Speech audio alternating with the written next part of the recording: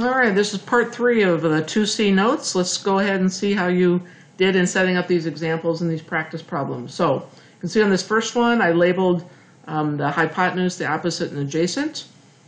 I decided I needed the tangent function because I have opposite and adjacent. So make sure you've written this out. This is a kind of a requirement to write out this equation. I just put theta here. You could put an x or any number here, or not number, sorry, any variable here, just to indicate this angle right here.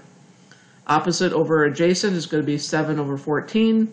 Here's what I'm going to punch in the calculator, which gives me an angle of 27 degrees. That makes sense to be 27 degrees. Okay? Next one. Again, identify HOA. Write my setup equation. I chose cosine because I have the adjacent and the hypotenuse.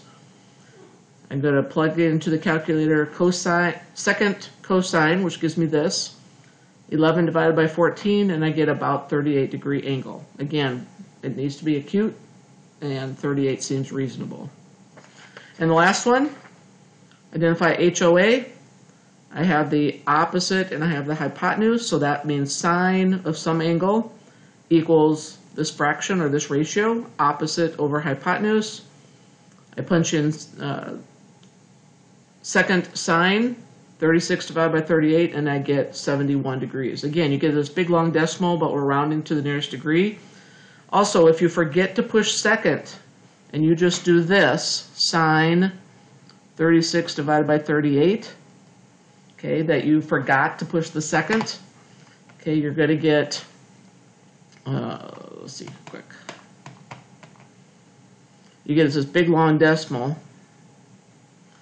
Okay, and that's not a reasonable answer. That's not going to be an angle inside here. So you'll see pretty close.